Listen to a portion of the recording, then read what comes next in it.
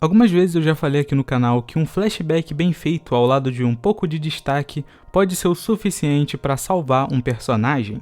E em Gashakuta, a gente tem o exemplo mais perfeito disso, um personagem que vai do 0 ao 100 em apenas um arco, que vai de um dos mais secundários a um dos melhores personagens da obra, com um desenvolvimento simples, mas extremamente bem feito. Bom, eu sou o Gabriel e no vídeo de hoje a gente vai falar sobre o Folo. No universo de Gashakuta existem os Givers, indivíduos capazes de doar parte da sua essência vital para objetos que tenham grande apreço, transformando eles em Jinks, armas que possuem poderes especiais.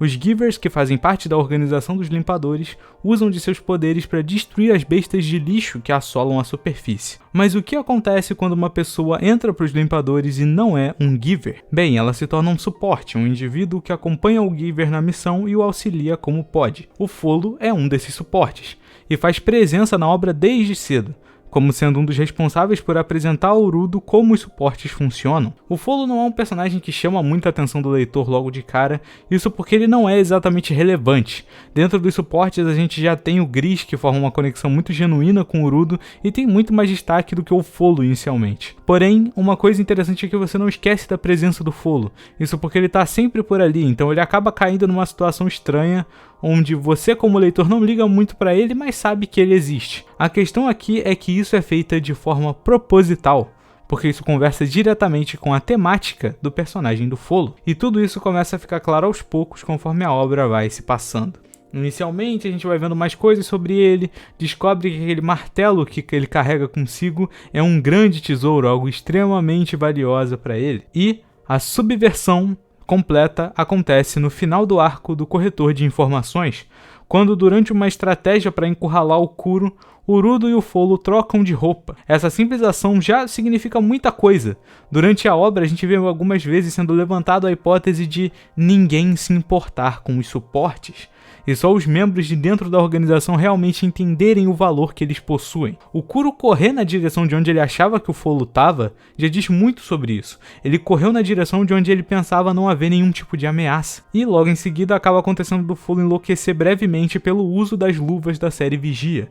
E isso acaba sendo o pontapé inicial para o próximo arco, quando temos a primeira missão do Urudo como Giver, no caso, como Giver principal da missão. Antes da gente falar exatamente do arco, vamos falar de alguns antecedentes. O Urudo e o Folo têm uma breve conversa. O Folo leva até o Urudo um uniforme novo, já que o seu antigo havia rasgado anteriormente. Ele age de uma forma bem amigável entregando o novo uniforme, mas o Urudo acaba recusando, dizendo que não precisava, algo que quebra o Folo completamente. É muito importante a gente observar esse momento, porque ele é totalmente estruturado pelo ponto de vista do Folo. Quando se analisa friamente, é possível perceber que o Urudo não foi grosso ou mal educado de nenhuma forma. Ele só disse que não precisava. Agradeceu e disse que o uniforme antigo dele podia ser remendado tranquilamente. Algo que inclusive conversa bastante com a personalidade do Urudo, de enxergar muito valor nas coisas. O Folo diz que tudo bem e sai caminhando para longe enquanto reflete sobre o que as pessoas pensam dos suportes.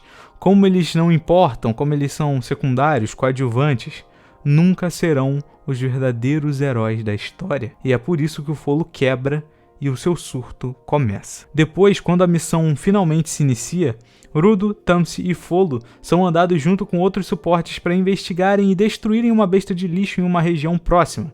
E quando chegam lá, Urudo tem extrema dificuldade em se comunicar, muito pela sua grande falta de tato social, algo que o Folo consegue solucionar facilmente. Esse momento é bastante especial por um motivo bem específico, então eu vou voltar nele mais tarde. O importante de perceber aqui por enquanto é sobre como a tensão entre os dois está crescendo aos poucos. O Folo diz que não é bom o suficiente para derrotar as bestas de lixo, e o Urudo não responde nada, mas o mangá faz questão de nos mostrar que ele ouviu essa frase. Quando a luta em si começa, o Folo tenta o tempo todo auxiliar como ele pode, mas ele fica sendo alertado constantemente que ele precisa manter uma distância segura, já que o martelo dele não pode ferir a besta, então não havia motivo para ele se arriscar naquela situação. Porém, um sentimento ruim continuava crescendo no corpo dele. O mangá continua mostrando isso de forma absolutamente precisa, mostrando tudo acontecendo pelo ponto de vista do Folo. O Tamsi e o Urudo sendo excelentes, realizando todo o serviço, enquanto o Folo apenas assiste. E após isso nos é finalmente revelado o desejo oculto do Folo. Ele quer se tornar um Giver, porém não sabe como e pede ajuda ao Urudo, algo que ele nem tem tempo de conversar já que a besta continua atacando ele. O Folo então decide canalizar aquele sentimento negativo em algo positivo e dá tudo de si, aproveitando a oportunidade perfeita para encontrar o corpo verdadeiro da besta de lixo. Com o Folo agora finalmente encontrando isso, tendo um corpo físico para ele bater, ele poderia auxiliar no combate, mas Urudo chega e diz para ele continuar na linha de trás. E essa é a gota d'água. O Folo surta completamente, desencadeando uma das melhores cenas da obra até então. Antes da gente ir para a cena em si, eu preciso dar outro contexto. Como estava a mente do Urudo nesse momento? O Urudo havia acabado de decidir que queria realmente ser um limpador, investigar e descobrir por completo a verdade do mundo, então ele estava tentando ser mais responsável e organizado quanto ao seu trabalho. Uma grande cobrança passava pela cabeça dele nesse momento, mas o Folo não entendia isso. O Folo ficou tão perdido dentro do próprio complexo de inferioridade que também começou a enxergar o Urudo como alguém superior a ele, mesmo que ele não fosse. Os dois na verdade são bem parecidos em muitos aspectos, mas não conseguem enxergar isso um no outro. Além disso, o fato da missão ser uma missão simples, para desencadear toda essa cena, é uma escolha simbólica muito interessante. Uma missão simples como outra qualquer é uma representação do que os dois querem se tornar naquele momento, limpadores. Pessoas que protegem os outros, cada um pelo seu próprio motivo, mas compartilhando um objetivo em comum. Com tudo isso em mente, quando o Folo surta e a discussão se inicia, você sente ela de uma forma muito absurda. O Folo grita com o Urudo, descarrega nele toda a frustração, e é possível você perceber isso porque muitas das coisas ditas pelo Folo não são verdade. Ele simplesmente não entende o Urudo, ele tem uma visão distorcida de si, e isso acaba fazendo ele ver os outros de uma forma distorcida também. Uma pessoa que vê todos como superior a si é incapaz de ver os outros da sua forma verdadeira. Urudo rebate as ofensas, mas é bem notável que ele sequer entende o que está acontecendo ali. A discussão escala até o ponto onde o Folo dá um soco na cara do Urudo e os dois acabam sendo contidos pelo Gris. Essa discussão toda essa cena é incrivelmente realista. Isso porque ninguém está realmente certo ou errado nessa situação.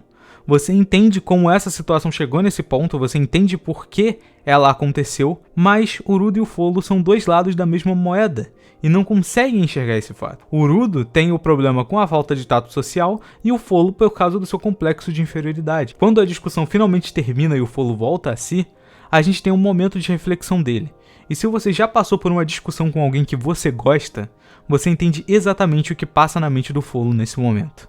Aquela dor, aquela angústia de sentir que você foi culpado por gerar uma briga, uma situação ruim. O Folo sente isso e ao tentar consertar, acaba sendo jogado pela besta de lixo no abismo, ficando à beira da morte. Mas nesse momento então a gente vê o seu passado, tendo a verdadeira origem do seu sonho. O Folo cresceu em uma cidade no norte. Lá nevava o tempo todo, e ele passava o dia brincando com dois amigos, um garoto e uma garota. Um dia o garoto levou para mostrar para os seus amigos um martelo que ele havia conseguido pegar na zona poluída, contando a história de como ele foi até lá e foi salvo pelos limpadores. No flashback a gente consegue perceber duas coisas.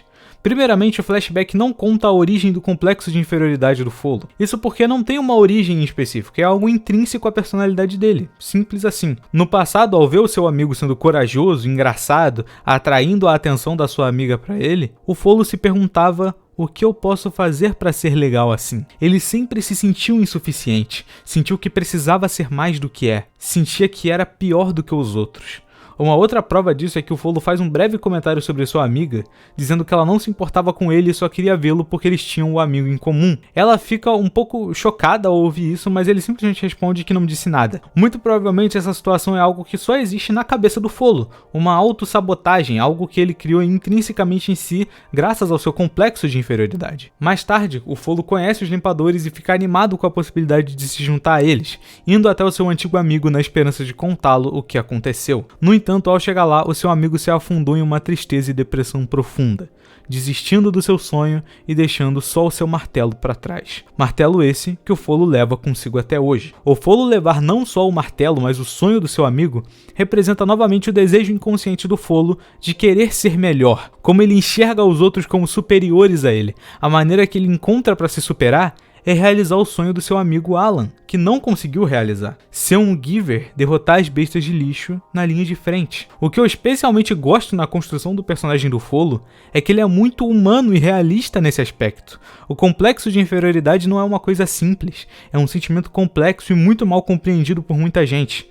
O Folo não faz o que faz por mal, ele não faz por inveja. Ele não surtou com o Urudo porque estava com raiva dele ou fez aquele comentário sobre a amiga dele por ciúme. O Follow simplesmente não consegue se enxergar no mesmo nível dos outros, e ele mesmo sabe disso. Mas compreender que você tem esse problema não te torna imune a ele, nem faz você superar ele instantaneamente.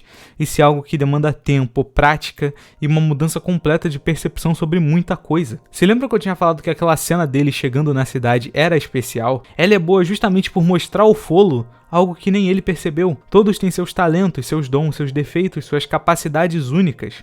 Uma pessoa não é melhor do que a outra só porque sabe fazer uma coisa em específico. O que realmente torna uma pessoa melhor, faz uma pessoa se superar, é o autoconhecimento e autopercepção verdadeiros. Entender verdadeiramente quem você é e compreender que você não precisa ser melhor do que ninguém para ser alguém. Ser melhor do que o seu eu atual já é o suficiente. Buscar se superar cada vez mais é o verdadeiro objetivo, a verdadeira forma de superar o complexo de inferioridade. No presente, graças à ajuda do Urudo, o Follow consegue se erguer novamente. Agora, tendo se tornado um Giver, o seu martelo finalmente se transforma em uma Jink, e ele a usa para exterminar a besta de lixo. Aqui existem muitos simbolismos e significados interessantes. O Follow resolver se levantar ao invés de morrer e dar o seu martelo para o Urudo usar, diz muito sobre a sua evolução graças ao Urudo. O verdadeiro desejo do Follow era se levantar e lutar, provar para si e não para os outros que ele pode ser tudo o que sempre quis. Essa era a resolução que faltava no coração dele para que ele se tornasse um Giver, a ambição de ser melhor que ele mesmo e não que os outros. O martelo do Follow ter o poder de absorver o estresse e transformar ele em poder é diretamente conectado ao que ocorreu na vida dele. O poder de uma Jink é determinado pela sua experiência, ideologia e sentimento. O Follow viveu sua vida sob estresse constante, o estresse da autocobrança, e o martelo estava lá desde o começo, observando e sentindo ao lado dele todos esses sentimentos. É a arma perfeita para alguém como o Follow, assim como uma Jink tem que ser. Quando a batalha termina, o Follow e o Urudo finalmente conversam, pedem desculpas um pro outro e se tornam amigos, entendem o lado um do outro, veem no que um ou outro errou, realmente expõem seus sentimentos e decidem que vão trabalhar juntos para melhorarem cada vez mais. É uma relação construída de uma forma muito genuína. A autora fez um excelente trabalho em como ela preparou o arco inteiro para que a relação dos dois ficasse bem feita dessa maneira. Quando a conversa termina, o Follow ganha a possibilidade de decidir se vai querer continuar sendo um suporte ou não. Ele diz que quer continuar sendo um suporte, e eu acho isso muito interessante. Na data que eu tô gravando esse vídeo não foi deixado claro se o Follow vai realmente continuar como suporte ou se ele vai para alguma outra equipe. Mas o fato é que o simples desejo dele de continuar como suporte mostra que ele não descartou a pessoa que ele era antes desse despertar, o que é um comportamento muito válido da parte dele. Mesmo que a evolução tenha acontecido, descartar o seu eu antigo é algo que não pode acontecer. O seu eu antigo deve permanecer para que você possa olhar para ele como exemplo do que não ser, como exemplo do que você é capaz de superar, e é exatamente por isso que o Follow escolhe ficar com as cicatrizes da batalha. Isso porque as cicatrizes representam para ele as marcas dos erros, as consequências que o complexo de inferioridade trouxe a ele. Uma marca para que ele não se esqueça de que a partir de agora, ele não vai mais fugir, ele vai se superar. O Follow é um personagem absurdamente interessante e é incrível como em um único arco a autora tenha transformado ele em um dos melhores personagens de toda a obra. Mas por hoje é isso. Deixa o like, se inscreve até o próximo vídeo e falou!